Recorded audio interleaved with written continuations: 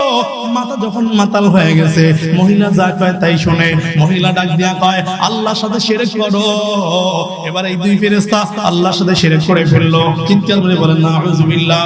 এবার বলে ৩ নাম্বার, এই যে ছোট্ট একটা বাচ্চা আছে তোমার সামনে, এই যে তরবারি দিলাম, এই বাচ্চা দিয়ে তরবারিটা দিয়ে তুমি বাচ্চাদেরকে হত্যা করে ফেলো। এবার এই হারুত মারুত ফেরেশতা বাচ্চাদেরকে হত্যা করে ফেললো। বলে ৩ নাম্বার অপরাধ, আমার সাথে তোমরা জিনা করো।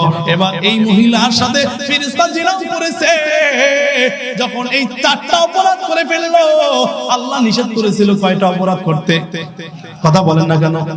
4টাই করছেনি, বাদ রাখছে একটাও বাদ রাখছে, একটাও বাদ রাখে নাই। মদ হারাম কেন? যদি মদ পান না করতো, প্রথম এক অপরাধ করা লাগতো না, দ্বিতীয় অপরাধ করা লাগতো না, তৃতীয় অপরাধ করা লাগতো না। এই জন্যই তো মদ পান করা হারাম। আমাদের সমাজে মদ পান আছে না নাই? এই জন্য মদ পান করা হারাম। কারণ যিনি মদ পান করে, তিনি মাও চেনে না, তিনি বোনও চেনে না, তিনি খালাও চেনে না, তিনি হারাম বুঝে না, হালাল বুঝে না। এই জন্যই তো মদ পান করা হারাম। এবার ফেরেশতা যখন অপরাধ করে ফেললো, আল্লাহকে ডাক দিয়ে, আল্লাহ ডাক দিয়ে কয়, ও ফেরেশতা, তোমাদের মধ্যে সবথেকে দামি 2 জন নির্বাচন করে আমারে দিলাম, আর সেই 2 জন অপরাধ করে ফেললো। আমি আল্লাহ মানুষদের মধ্যে এরকম নফস দিয়ে তৈরি করেছি, যারা জীবনে একটা কবিরা গুনাহ তো দূরের কথা, সগীরা গুনাহও করে না। এরকম মানুষ সমাজের মধ্যে আছে না নাই? এক কথা বলেন না, কেন আছে না নাই? এই জন্যই তো মানুষের সম্মান ফেরেশতাদের থেকে অনেক বেশি। আল্লাহর পয়গম্বর ডাক দিয়ে কয়, দুনিয়ার মধ্যে এমন মানুষ আছে যাদের কদমবুসি ফেরেশতারা করে। আমি আপনাদেরকে একজন সাহাবীর মর্যাদা বুঝাই। হযরত আবু বকর সিদ্দিক রাদিয়াল্লাহু তাআলা আনহু এর ব্যাপারে হযরত জিবরাইল আলাইহিস সালাতু ওয়াস সালাম একদিন মায়ার নবীর কাছে জানতে চেয়েছিল, ও পয়গম্বর, আবু বকরের সম্মান কত? ওই জিবরাইল তোমার থেকেও বেশি। চিৎকার করে বলেন সুবহানাল্লাহ। ওই পয়গম্বর, আমার থেকে বেশি কেমনে হয়? আমি তো আল্লাহ তাআলা নির্বাচিত 4 জন ফেরেশতার মধ্যে একজন। হয় হ্যাঁ, তোমার থেকেও বেশি। আবু বকরের সম্মান শুধু তোমার থেকে বেশি নয়, তোমার থেকে কোটি কোটি গুণ বেশি। বলে পয়গম্বর কেমনে? আবু বকরকে আল্লাহ তাআলা যে আধ্যাত্মিক ক্ষমতা দিয়েছে জিবরাইল, ওই ক্ষমতা আল্লাহ তোমারে দেয় নাই। ওই পয়গম্বর কোন কি? বলে হ্যাঁ। এবার আবু বকর রাদিয়াল্লাহু তাআলা বলে কেমনে? সকালবেলা তুমি আবু বকরের সামনে যাইবা, আবু বকরের সামনে গিয়ে তাকায়া দেখবা, এবার মসজিদে নববীতে জিবরাইল আমিন মানুষের ভেড় ধরে, জিবরাইল আমিন পয়গম্বরের সাহাবী আবু বকরের সামনে যায় কয়, ও আবু বকর, আমি আপনার কাছে একটা জিনিস জানতে চাই। বলে কি জিনিস? জিবরাইল রে তো খুঁজে পাই না, জিবরাইল রে তো কোনো জায়গায় খুঁজে পাইতেছি না। ও জিবরাইলের কি সন্ধান আমার একটু দিতে পারেন? এবার আবু বকরের সামনে জিবরাইল আমিন মানুষের ভেড় ধরে গিয়ে কয়, ও আবু বকর, জিবরাইল তো খুঁজে পাই না, জিবরাইলের পরিচয়টা, জিবরাইলের সন্ধানটা কি আমার একটু দিতে পারেন? এবার আবু বকর ডাক দিয়ে কয়, আপনি একটু বারান্দায় দাঁড়ান, আমি একটু 2 রাকাত নামাজ পড়ে মুরাকাবা করে আল্লাহর সাথে একটু লিং লাগাইয়া দেখি জিবরাইলের সন্ধান কোন জায়গায় আছে। এবার আবু বকর রাদিয়াল্লাহু তাআলা নামাজের মধ্যে দাঁড়াইয়া গেছে। নামাজের মধ্যে যখন দাঁড়িয়ে গেছে, 2 রাকাত নামাজের মধ্যে আবু বকর 7 আসমান সফর করেছে, 7 জমিন সফর করেছে, 7টা জান্নাত, 7টা জান্নাত, 7টা জাহান্নাম সফর করেছে, 8টা জান্নাত সফর করেছে। আবু বকর রাদিয়াল্লাহু তাআলা জান্নাত, জাহান্নাম, সিদরাতুল মুনতাহা, লা জামালা মাকা, লৌহে মাহফুজ, সব 7 আসমান জমিন সব সফর করে। এবার জিবরাইলের সামনে এসে কয়, ও জিবরাইল, আমি তো জিবরাইলকে কোন জায়গায় খুঁজিয়া পাই না। 7 আসমান সফর করলাম, জিবরাইলকে কোন জায়গায় পাইলাম না। জান্নাতের মধ্যে গিয়া বিছিয়ে দেখলাম, জান্নাতের মধ্যেও পাইলাম না। 7 জমি নিচে গিয়া খুঁজিয়া দেখলাম, সেখানেও তো জিবরাইলের সন্ধান পাইলাম না। দুনিয়ার প্রত্যেকটা মানুষের চেহারা আলাদা আলাদা করে দেখলাম, সেখানেও তো জিবরাইলের চেহারা পাইলাম না। কিন্তু একজন মানুষের ব্যাপারে আমার সন্দেহ হয়, আমি তো আবু বকর, আমি তো জিবরাইল না, আমার নাম হলো আবু বকর, কিন্তু তোমার দিয়ে আমার সন্দেহ হয়, তুমি মনে হয় জিবরাইল। চিৎকার করে বলেন আল্লাহু আকবার। এবার জিবরাইল আশ্চর্যান্বিত হয়ে কয়, পয়গম্বর, এই যদি আপনার আবু বকরের ক্ষমতা হয়, এই সাহাবীর ক্ষমতা আমি জিবরাইলের থেকে না, আসমান জমিনের সমস্ত ফেরেশতার থেকে বেশি। জোরে কোন সুবহানাল্লাহ। এ বাবা, আল্লাহ তাআলা সেই অন্তর দিয়া, সেই নফস দিয়া মানুষকে বানাইছেন। মানুষ অপরাধ করবে, কারণ অপরাধের শক্তি দিয়ে আল্লাহ তাআলা মানুষ বানাইছে। কারণ দুনিয়ার মধ্যে মানুষকে অপরাধের শক্তি দিয়েই মানুষ বানাইছেন।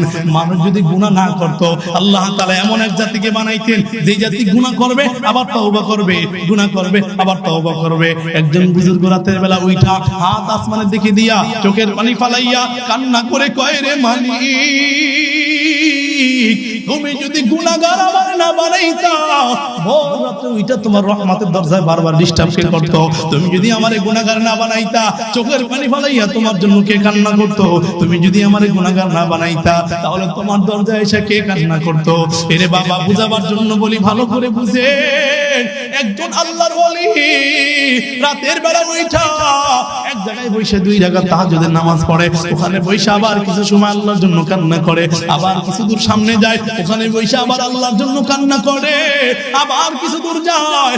এইভাবে মসজিদের এক জায়গা থেকে শুরু করে, মসজিদের প্রথম কাতারে নামাজ পড়ে শেষ করে, আবার দ্বিতীয় কাতারে আইসা দ্বিতীয় কাতারে নামাজ পড়া শেষ করে, আবার তৃতীয় কাতারে আইসা তৃতীয় কাতারে নামাজ পড়া আবার কিছু দোয়া কইরা শেষ করে। এইভাবে ফজরের নামাজ পড়ে বের হয়। মুরিদ ডাক দিয়া বলেন, হুজুর এক জায়গায় বইসা নামাজ পড়লেই তো হয়, বারবার ঘুরে ঘুরে নামাজ পড়ার মানেটা কি? ভাই বেটা, জানিস না এই মাটি কিয়ামতের ময়দান আল্লাহর কাছে আমার জন্য সাক্ষী দিবে যে এই বুজুর্গ এখানে বইসা আল্লাহর জন্য চোখের পানি ফালাইয়া কান্না করেছিল। এ বাবা, আমি আপনাদেরকে বুঝাবার জন্য বলি, ভালো করে শুনে নেন। আজকে মাহফিল হয়েছে, আগামী কালকে হবে না। আমি যে আলোচনা করতেছিলাম, যারা গুনাহ করবে তারা তওবা করবে। আমাদের প্রত্যেকেরই গুনাহ আছে। এই গুনার জন্য যদি আমরা আল্লাহর কাছে তওবা করতে পারি, আমাদের আল্লাহ জীবনের সমস্ত গুনাহ খাতাগুলো maaf করে দিবে।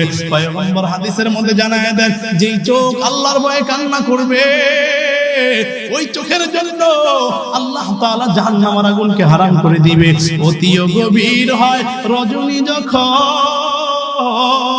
নীরবে প্রভুর নাম ডাকিও তখন, প্রভুর করুণা যদি পাইবারে চাও, ভোর রাতে উঠিয়া প্রভুর গুণগান গাও, ভোর রাতে উঠিয়া প্রভুর গুণগান গাও। এই বাবা, আমাদের গুনাহ আছে না নাই? কথা বলেন না কেন, আছে না নাই? আমাদের প্রত্যেকেরই গুনাহ আছে। এই জন্য আল্লাহর কাছে তওবা করা দরকার, আছে না নাই? কথা বলেন না কেন, আছে না নাই? তওবা করে আবার তওবা ভাঙ্গিলাম, অবশেষে খাঁটি তওবা করিলাম। সবাই অবশেষে খাঁটি তওবা করিলাম। তুমি যদি মাফ না করো মালিক বান্দারে, বলো তোমার বান্দা যাইবে কার ধারে, বলো তোমার বান্দা যাইবে কার ধারে। তওবা করে আবার তওবা ভাঙ্গিলাম, অবশেষে খাঁটি তওবা করিলাম, অবশেষে খাঁটি তওবা করিলাম।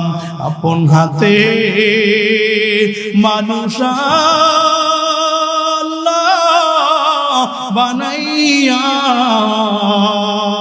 কেমনি দিবা জাহান্নামে ফেলিয়া, কেমনি দিবা জাহান্নামে ফেলিয়া। এ বাবা, আল্লাহর কাছে তওবা করলে আল্লাহ জীবনের সমস্ত গুনাহ খাতাগুলো maaf করে আপনার আমার নামটা জান্নাতুল ফিরদাউসের মেহমানদারের খাতায় লেখায় দিবে। জোরে কোন সুবহানাল্লাহ।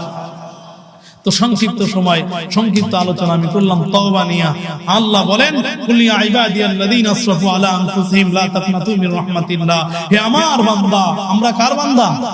কথা বলেন, কার বান্দা? আমরা আল্লাহর বান্দা, গুনাহ করলেও আল্লাহর বান্দা, না করলেও আল্লাহর বান্দা। জান্নাতের রাস্তা দুইটা, এক নাম্বার আল্লাহর ভয়ে গুনাহ করেই না, দুই নাম্বার গুনাহ যদি হয়ে যায় আল্লাহর কাছে তওবা করে। আল্লাহ বলেন দুই রাস্তার যে কোনো এক রাস্তায় আগাবি, আমি আল্লাহ জীবনের সমস্ত গুনাহ খাতাগুলো মাফ করে তোমার নামটা জান্নাতুল ফিরদাউসের মেহমানদের খাতারে লেখায় দিব। সুবহানাল্লাহ। বাবা যে কথাগুলো বললাম আল্লাহ তাআলা সর্বপ্রথম আমাকে এবং সবাইকে আমল করার তৌফিক দান করে দিলে বলেন আমিন। ওয়া আখিরু দাওয়ানা আলহামদুলিল্লাহি রাব্বিল আলামিন। আসসালামু আলাইকুম ওয়া রাহমাতুল্লাহ।